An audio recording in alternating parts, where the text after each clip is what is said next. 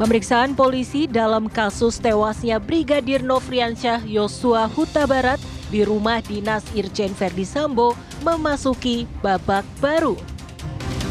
Setelah menetapkan Baradae sebagai tersangka dalam kasus pembunuhan Brigadir Yosua Huta Barat, Kapolri Jenderal Listio Sigit Prabowo mengungkapkan tim khusus Mabes Polri memeriksa 25 personil Polri terkait pelanggaran kode etik dalam penanganan kasus kematian Brigadir Yosua.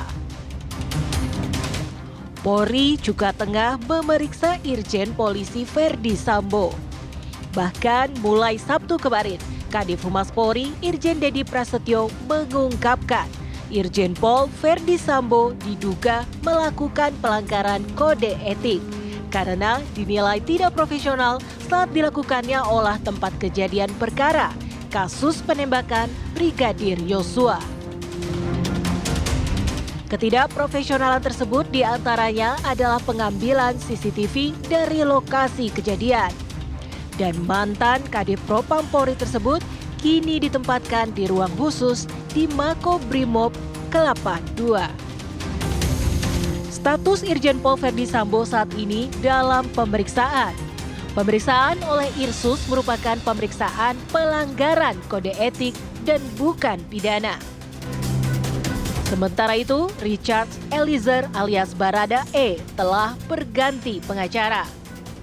Bareskrim Polri menunjuk Deolipa Yumara dan Burhanuddin sebagai kuasa hukum baru untuk Baradae setelah pengacara sebelumnya mendadak mengundurkan diri. Deolipa menuturkan Eliezer mengaku tidak nyaman dalam kasus hukum yang menyeretnya. Eliezer pun siap mengajukan diri sebagai justice kolaborator ke Lembaga Perlindungan Saksi dan Korban atau LPSK. Tim TV One mengabarkan.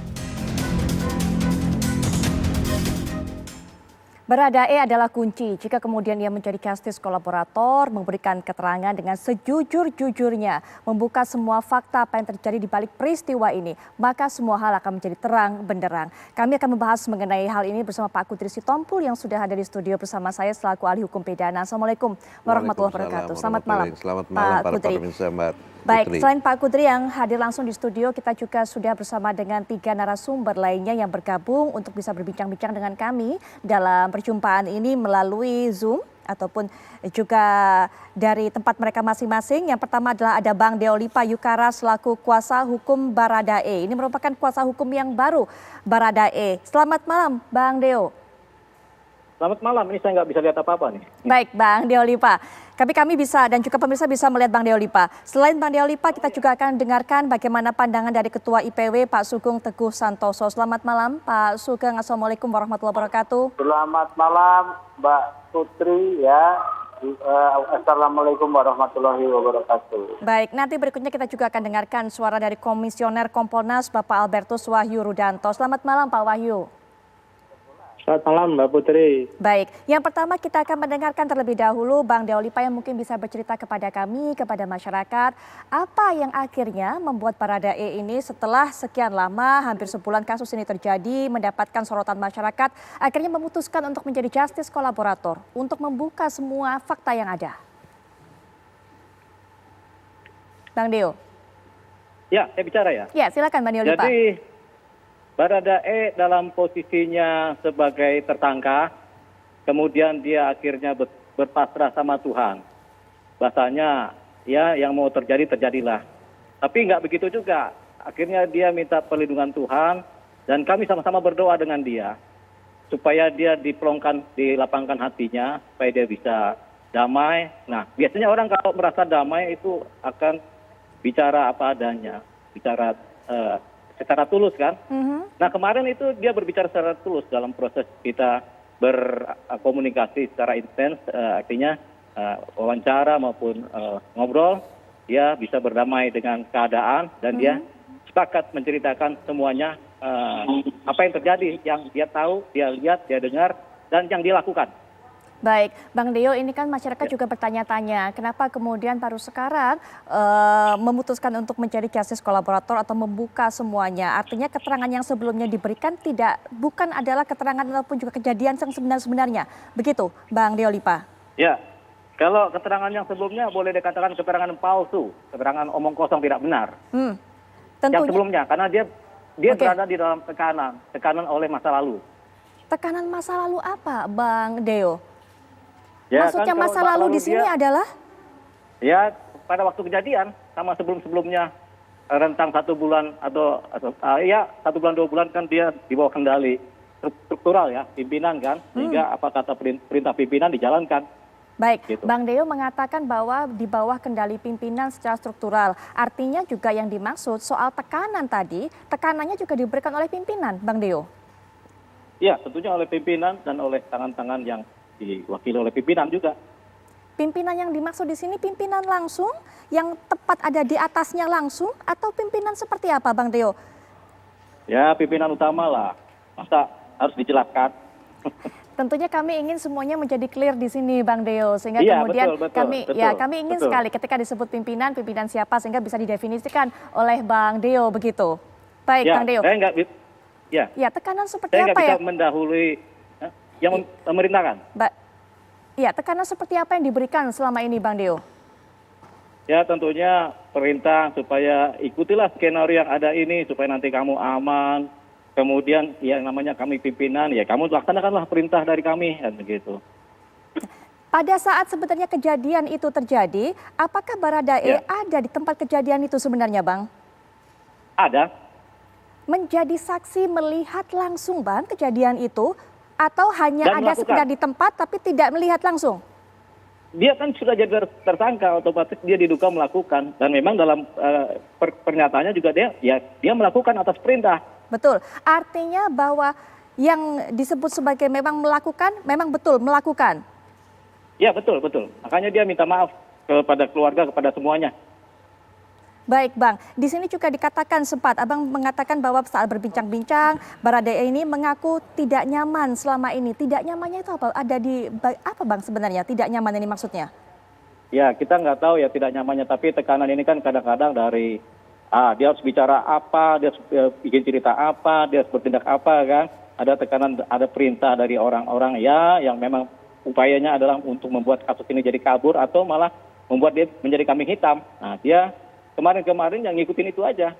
Tapi kemudian setelah dia sadar, mulai merenung, mulai percaya diri, mulai pasrah sama Tuhan, ya dia berubah. Dia menjadi orang yang bisa berbicara bebas apa adanya. Bang, berarti keterangan-keterangan palsu yang tadi Abang sampaikan, keterangan-keterangannya di bawah tekanan itu bukan hanya keterangan yang diberikan kepada pihak kepolisian, kepada tim khusus, tapi juga keterangan yang disampaikan kepada Komnas HAM, Bang. Ya, pada waktu itu tentunya begitu. Jadi bohong-bohong aja yang disampaikan. Nggak sesuai fakta yang terjadi. Bang, bisa diuraikan nggak, Bang? Bohongannya itu apa saja? Apa saja yang tidak sesuai fakta? Apa saja yang berbeda? Karena kalau kami masyarakat mendapatkan datanya, memang dari awal ini beda-beda terus, Bang. Adanya tidak konsistenan antara keterangan yang awal, kemudian sampai keterangan-keterangan berikutnya, Bang. Ya. Jadi gini, orang kalau berbohong satu, berbohong lagi berikutnya untuk menutupi kebohongan. Tutupin lagi kebohongan sehingga hasilnya tidak konsisten. Namanya ilmu kebohongan. Kalau yang sempurna kebohongan kan nggak ada. Tapi ya sudah, karena tidak konsisten beda-beda, ya itulah berbohong. Jadi itu dilakukan oleh dia, tapi dia tidak sendirian. Dia bersama-sama dengan yang terlibat berupaya melakukan kebohongan yang ada. Begitu. Baik, berarti tapi nggak bisa. Nggak bisa gimana, Bang, maksudnya? Ya nggak bisa lah, kebohongan itu kan nggak bisa tutupi, apalagi kejahatan. Kejahatan itu selalu akan terbuka, kejahatan itu. Hukum akan mencari jalannya sendiri, kemudian kebenaran akan mencari jalannya sendiri. Baik, Bang, bisa nggak, Bang, andai kata dibantu juga diuraikan, apakah kebohongan-kebohongan yang terjadi itu, Bang, atau kebohongan-kebohongan dari yang sudah disampaikan? Ya, salah satunya disampaikan skenario tembak-menembak di Baradae, karena bela paksa ditembak oleh almarhum Joshua, kemudian dia membalas. Itu salah satunya. Ternyata nggak begitu kejadiannya. gitu. Betul, Yang Bang. kedua, Baradae dibilang jago tembak. Nggak begitu juga kejadiannya. Gitu. Jadi banyak hal yang tidak konsisten kalau kejahatan ini, ya kalau kejahatan memang begitu, selalu nggak konsisten kalau ditutup-tutupi. Makanya pasti akan ketahuan terbuka. Baik, yang Abang Itu baru contohnya. uraikan ini baru 2 poin. Masih banyak Bang poin-poin lainnya? Ya, kalau masih banyak tentunya nanti bukan wilayah kami, wilayah penyidik yang akan menyampaikan. Kalau penyidik juga menyampaikan. Ini kan pro justisia, jadi adanya nanti di persidangan lebih lengkap. Tenang aja, sabar. Karena memang kami nggak sabar, kami ingin sekali mengetahui Bang. Termasuk Iya, juga mungkin jangan, Bang. pernyataan yang Abang katakan itu mungkin juga menjawab pertanyaan masyarakat juga. Kenapa pada saat awal kasus ini terungkap dikatakan bahwa memang terjadi tembak-menembak membela diri Baradae ini. Tapi kemudian Ya. baru beberapa hari yang lalu ketika tetapkan sebagai tersangka Baradae ini juga mengatakan bahwa ini bukan karena membela diri. Berarti karena itu ya Bang, memang ada kebohongan dari sejak awal ya Bang? Sejak awal berbohong, tapi kan berbohong ini diciptakan oleh tim yang lebih besar lagi. Ayo, mari kita berbohong bareng-bareng. Oke, kan gitu. Kan itu bahasa sederhananya. Tapi kan ini Baradae ini kan atas perintah. Takutan dia ngikutin aja perintah. Suruh begini, ikut begini, suruh begitu. Namanya juga polisi wilayah masih baru ya, umur 24, masih muda, masih taat perintah sama pimpinan, taat sama komando, sama struktural, ya. Nggak ada, ya gitu. Bang Deo, apakah Baradae Ya. ini merasa ditumbalkan Bang dalam kasus ini, apalagi setelah ditetapkan sebagai tersangka? Ya, sebelumnya dia merasa ditumbalkan. Ketika kemarin dia baru sadar, kayaknya saya ditumbalkan. Dijadikan kambing hitam, bukan kambing putih ya, kambing hitam. Baik, ternyata itu juga yang mungkin menggugah Baradae akhirnya memutuskan untuk sebaiknya saya akan bicara jujur saja, begitu ya Bang Deo? Ya, salah satunya itu. Salah satunya, Bang Deo, nanti kita akan melanjutkan perbincangan setelah jeda, termasuk kita akan dengarkan pendapat dari para narasumber lainnya, ada Pak Sugeng Teguh, ada Pak Wahyu, dan juga Pak Kudri Sitompul. Tapi setelah jeda berikut ini kami segera kembali.